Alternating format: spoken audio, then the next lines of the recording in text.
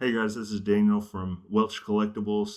Our update from Sacred Legacy is finally here. I know a lot of us have had questions the last couple of months since the first edition has sold out, what the second release is going to entail, when it's going to be, and Sacred Legacy has finally come out with an update. So let's go over some of that news. I just got this emailed to me this morning. I don't see it on their website yet. I don't see it on their social media yet. So I figured I would go ahead and make a video on this and share it with you guys. For collecting, for collectors out there, this is very exciting news. So let's jump right into it. Let's see here. So it basically just goes over what the updates are for the second print. And I believe the second print is going to come out next month. So for a while we've wondered, is this second printing going to be first edition products? What's the distinction going to be? So on and so forth. And we address that stuff. So we'll just go through the list here. Improvements to pack collection and randomization. Guys, I covered this in a previous video where Brittany and I were opening booster boxes, and we noticed that the bottom packs were heavy. We noticed, the secret rares were coming from the bottom packs. The full arts were coming from the bottom packs. And as a collector, that's huge. So Sacred Legacy has kind of identified and addressed that problem to ensure these booster boxes are better randomized, because you can manipulate the market that way. If you're just buying booster boxes, pulling the heavy packs and then selling the ones on top, it does manipulate the market, and it's not good for business, ruins the collectability.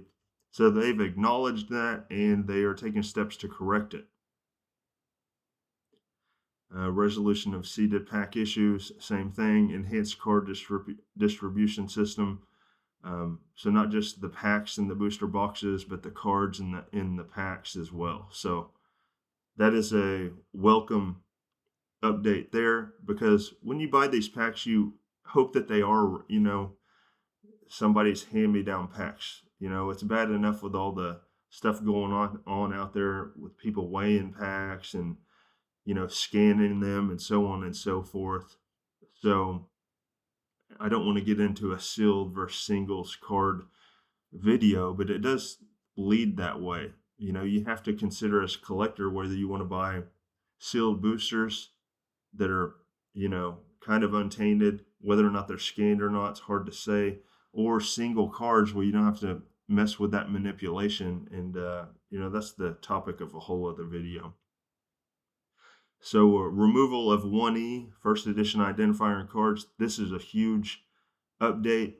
So we now know that the first edition products that had about a 6-month print span are identified with the 1E in the bottom right-hand corner. The second print that comes out next month, does not have the 1E. So that's how you can tell. One of the ways you can tell now that it's not first edition. So again, that's awesome for collectors, which means now we can focus on first edition products. The people that are less, concerned about the collectability can buy second edition products at reasonable market prices now, share the cards, open them with their family, things of that nature. So first edition products, are good for collectors. Second print, so on and so forth. They're for everyone else that just want to open the product, share the product, give them out at church, give them to kids, whatever the case may be. So that's pretty cool. And, we don't want first edition products that keep getting printed into oblivion. That ruins the collectability. You take modern card companies like Pokemon or Magic, they keep reprinting these sets, and it does dilute the market and kind of ruin the collectability. So us knowing that the first edition products from Sacred Legacy only had a 6-month print run, that's pretty good. So good news. Correction of spelling and text errors. Guys, this is interesting to me because I didn't notice any. Brittany and I opened several booster boxes, and we didn't notice any spelling or text errors. Now, historically, cards like Pokemon, for example, error cards are typically worth more. So I would be interested to research and find out which of these cards had spelling or text errors in them, because that could improve their collectability. So if you guys are aware of that or know which cards we're talking about there, leave a comment. That's interesting information. Updated copyright print run. Again, this is another way to distinguish first edition from second print. The first edition cards had the 2025 copyright on it. The new ones, the second print, which are coming out next month, are going to have 2026 on there. So another means to identify first edition from second print. All good stuff there. Improvements to collector's booklet, custom typography refinements, booster pack packaging improvements. So on this one, we have made several adjustments to the layout and formatting of the information displayed on the booster pack. These changes improve readability, create better visual balance, and provide cleaner presentation, etc. I'm all for any type of update to the second print pack. That's just, as a collector, that's just another way to identify or distinguish first edition from second print. So I would expect them to update that anyways, so that collectors can know what they're buying. Looking ahead, every update, whether large or small, reflects our commitment to continuously improving Sacred Legacy and delivering a collectible experience worthy of the stories it represents. All right, so this is good stuff. It's a good update that we've been waiting on. And, for those of you guys that want Sacred Legacy to come out with new sets already, like the Old Testament, for example, just be patient. You have to understand that this is a new set. This is a new company. We don't want to just saturate the market with, 3, 4 sets a year.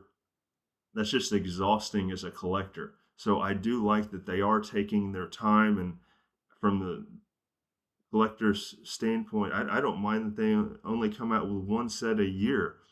That gives us the time to allocate money towards them. And, I just don't want to be overwhelmed with product. That's why, as a collector, I've gotten out of other markets because of that. Sports cards, there's so many different sports cards and rookie cards and Magic and Pokemon different sets all the time. It is exhausting. So I do appreciate that they are taking a slow approach with this product. They're doing second print runs for everyone else. Guys, if you missed first edition and you're complaining about the prices on there, you have to know that collectors are selling this for collectible values, their first editions. So just be patient and wait for the second print if the secondary market, price increase isn't for you. So this is all good stuff. Excellent update. I'm very excited about the future of this company. And I can't wait for the second print and then the next set, whenever it may be. It gives me as a collector time to focus on first edition products, and while it's still here, because we won't get this chance again to focus on first edition as collectors. So anyways, good stuff. Thanks for watching, guys.